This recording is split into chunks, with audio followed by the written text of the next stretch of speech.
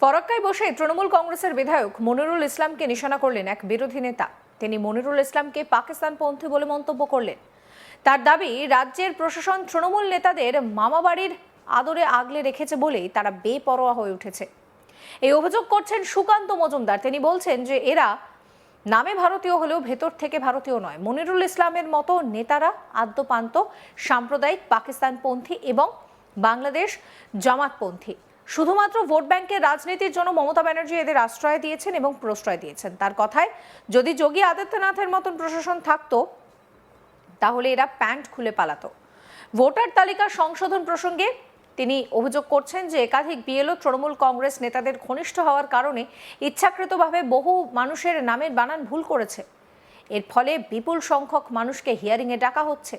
তার মতে, নির্বাচন কমিশন মনে করছে পশ্চিমবঙ্গও দেশের অন্য রাজ্যের মতো, কিন্তু বাস্তবে এখানকার পরিস্থিতি অনেক জটিল। তিনি আরও বলেন, পশ্চিমবঙ্গে চোর বদমাশদের ঠিক করতে হলে সোজা আঙুলে ঘি উঠবে না। একটা ডিএমকে সাসপেন্ড করুন, দেখবেন সবাই লাইনে চলে আসবে। রাজ্যের বিভিন্ন জায়গায় তৃণমূল কংগ্রেসের মদতে পোষা গুন্ডারা অশান্তি ছড়াচ্ছে বলেও অভিযোগ করেছেন তিনি পরিষ্কার নিশানা করছেন মনিরুল ইসলামকে। কি বলছেন সুকান্ত মজুমদার, শোনাবো। হত্যাকাণ্ড এবং হরগোবিন্দ দাসের হত্যাকাণ্ড, মনিরুল ইসলাম সহ তৃণমূল কংগ্রেসের বহু নেতার ইনভলভমেন্ট আছে বলে স্থানীয় মানুষরা বলে। আমরা তো দেখিনি, আমরা দূর থেকে দেখি।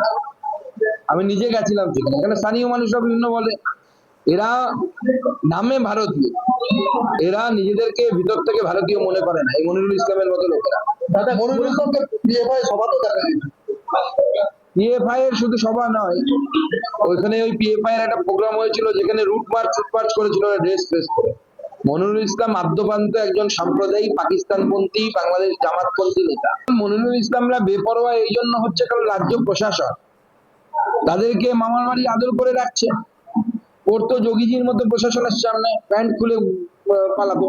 কিন্তু নির্বাচন কমিশন বারবার বলেছিল নির্বাচন কমিশন ভাবছে যে গোটা ভারতবর্ষের মতোই বুঝি পশ্চিমবঙ্গ। পশ্চিমবঙ্গ তো সহজ নয়। পশ্চিমবঙ্গে যদি এই চোর বদমাশদেরকে ঠিক করতে হয়, সোজা আঙুলে ঘি উঠবে না। একটা ডিএমকে সাসপেন্ড করুন, দেখবেন সব বাপকে বাপ করে লাইনে চলে এসছে। আমি নির্বাচন কমিশনকে বলবো যে একটা ডিএমকে সাসপেন্ড করুন। বালুরঘাটের বিজেপির সাংসদ তথা কেন্দ্রীয় প্রতিমন্ত্রী সুকান্ত মজুমদার কুমারগঞ্জের বিডিও অফিসে তৃণমূল নেতাদের দ্বারা হামলা ও কর্তব্যরত আধিকারিককে থাপ্পড় মারার ঘটনার উদাহরণ তুলে ধরেন এবং বলেন যে মুখ্যমন্ত্রীর উস্কানিতেই এই সমস্ত কিছু হচ্ছে। নির্বাচন কমিশনের উদ্দেশ্যে সুকান্ত মজুমদারের আবেদন, কঠোর হাতে এই ঘটনার মোকাবিলা করে দোষীদের উপযুক্ত শাস্তি দেওয়া হোক, এমনকি প্রয়োজনে নন বেলেবল ধারায় গ্রেফতার করে দীর্ঘদিন জেলে রাখা হোক। তিনি আরো বলেন, এসআইআর বানচাল করার চেষ্টা চলছে, কিন্তু এসআইআর বানচাল হবে না। No SIR, no vote. শোনাবো তার কথা। সেই প্রত্যক্ষ মদতে তৃণমূল কংগ্রেসের পোশাক গুন্ডারা, বিশেষত দুধেল গাই যাদেরকে মুখ্যমন্ত্রী বলেন, তারা মাইক্রো অবজারভার থেকে শুরু করে ভিডিও বিভিন্ন জায়গায় ঝামেলা করছে। গতকাল সন্ধ্যেবেলায় দক্ষিণ দিনাজপুরে একজন মাইক্রো অবজারভার কুমারগঞ্জ ভিডিও অফিসের মধ্যে একজন মাইক্রো অবজারভারের উপর তৃণমূল নেতা একজন দুধেল গায় সে হামলা করে এবং তাকে থাপ্পড় মারে। মাননীয় মুখ্যমন্ত্রীর আশকারাতেই পুরোটা হচ্ছে, পুরোটা প্ল্যান করে পুরোটা হচ্ছে। আমি নির্বাচন কমিশনকে বলবো অত্যন্ত কঠোর হাতে এদেরকে দমন করার জন্য, এদের উপযুক্ত শাস্তি দেওয়ার জন্য, যাতে করে এরা নন বেলেবল সেকশনে জেলের ভেতরে 6 মাস কমসে কম পৌঁছে। এসআর এর দাবিতে বিভিন্ন পশ্চিমবঙ্গের বিভিন্ন জায়গায় একটা ঝামেলা সৃষ্টি করা হচ্ছে, বন্ধ রেল অবরোধ করা হচ্ছে। এখানে মমতা বন্দ্যোপাধ্যায় চেষ্টা করছেন এসআরটাকে বানচাল করে দেওয়ার জন্য। এসআর বানচাল হবে না। আমরা পরিষ্কার দাবি জানিয়েছি, no SR no vote. SR হবে তবেই ভোট হবে, যতদিন লাগবে লাগবে। কালকে আবার মন্ত্রিত্ব বলেছে এরকম গুলো আমি বারবার করি, আজকারা পাচ্ছে তাই। আমাদের সরকার হলে বলতো বারবার করবো।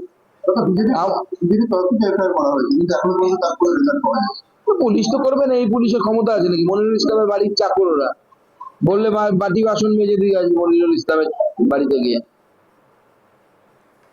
ফরাক্কার বিধায়ক মনিরুল ইসলামের বিরুদ্ধে এফআইআর প্রসঙ্গে তিনি কটাক্ষ করে বলেন যে বর্তমান পুলিশের পক্ষে এটা করা সম্ভব নয়। তার মন্তব্য, এই পুলিশ মনিরুল ইসলামের বাড়ির চাকর। এছাড়াও শামশেরগঞ্জের চন্দন দাস এবং হরগোবিন্দ দাসের বাবা ও ছেলের হত্যাকাণ্ড নিয়েও সরব হয়েছেন সুকান্ত। তিনি দাবি করছেন, স্থানীয় মানুষের কাছ থেকে তিনি শুনেছেন যে এই ঘটনায় মনিরুল ইসলাম সহ একাধিক তৃণমূল নেতার যোগ রয়েছে। যদিও তিনি নিজে ঘটনাস্থলে গিয়ে দূর থেকে পরিস্থিতি পর্যবেক্ষণ করেছেন বলেও জানিয়েছেন। সুকান্ত মজুমদার কি বলছেন আরো একবার শোনাবো।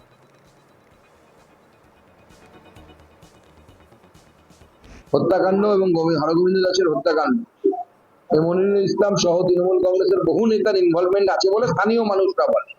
আমরা তো দেখিনি, আমরা দূর থেকে দেখি।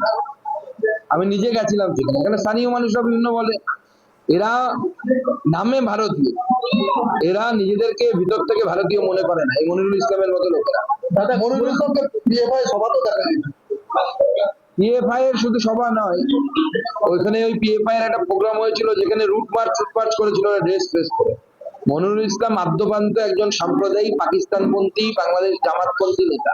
মনিরুল ইসলামরা বেপরোয়া এই জন্য হচ্ছে কারণ রাজ্য প্রশাসন তাদেরকে মামার বাড়ি আদর করে রাখছে। ওর তো যোগীজির মতো প্রশাসনের সামনে প্যান্ট খুলে পালাবো। কিন্তু নির্বাচন কমিশন বারবার বলেছিল নির্বাচন কমিশন ভাবছে যে গোটা ভারতবর্ষের মতোই বুঝি পশ্চিমবঙ্গ। পশ্চিমবঙ্গে অত সহজ নয়। পশ্চিমবঙ্গে যদি এই চোর বদমাশদেরকে ঠিক করতে হয়, সোজা আঙুলে ঘি উঠবে না। একটা ডিএম কে সাসপেন্ড করুন, দেখবেন সব বাপকে বাপ করে লাইনে চলে এসছে। আমি নির্বাচন কমিশনকে বলবো যে একটা ডিএম কে সাসপেন্ড করুন।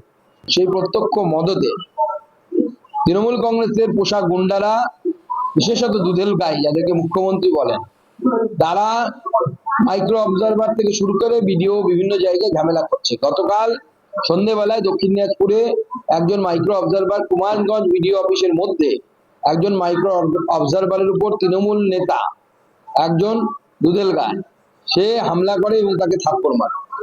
মাননীয় মুখ্যমন্ত্রীর আশকারাতেই পুরোটা হচ্ছে, পুরোটা প্ল্যান করে পুরোটা হচ্ছে।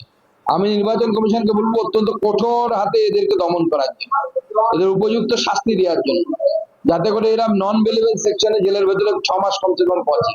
এসআর এর দাবিতে পশ্চিমবঙ্গের বিভিন্ন জায়গায় একটা ঝামেলা সৃষ্টি করা হচ্ছে, বন্ধ করা হচ্ছে, রেল অবরোধ করা হচ্ছে। এখানে মমতা বন্দ্যোপাধ্যায় চেষ্টা করছেন এসআরটাকে বানচাল করে দেওয়ার জন্য। এসআর বানচাল হবে না। আমরা পরিষ্কার দাবি জানিয়েছি, no SR no vote. SR হবে তবেই ভোট হবে, যতদিন লাগবে লাগবে। কালকে আবার মনিরুল ইসলাম বলেছে এরকম গুলো আমি বারবার করি। আশকারা পাচ্ছে তাই আমাদের সরকার হলে বলতো বারবার করবে। বিজেপি তরফ থেকে এফআইআর করা হয়েছে, কিন্তু এখনো পর্যন্ত তারপরে রেজাল্ট করা হয়নি। পুলিশ তো করবে না, এই পুলিশের ক্ষমতা আছে নাকি? মনিরুল ইসলামের বাড়ির চাকররা বললে বাটি বাসন মেজে দিয়ে আসবে মনিরুল ইসলামের বাড়িতে গিয়ে।